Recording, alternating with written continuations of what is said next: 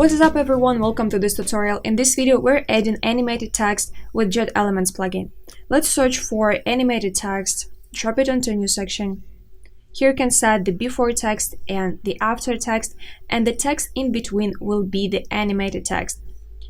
Here you see that there is a number of items that change each other, like create, animate, and we can add one more word.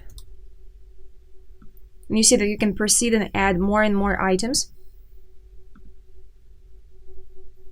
Another word that we have added will appear in there as well. In the settings you can set the animation effect,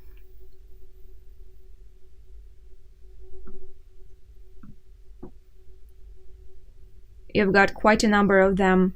Here in the drop down you can set the animation delay and the split type, either symbols or words, and set the alignment on the whole thing on your page. In the Style tab, you can change the typography settings for before text, animated text, and the after text. Like so, as you see, pretty easy and fast. Now you know how to add animated text to your pages with JetElements plugin. Thank you for watching.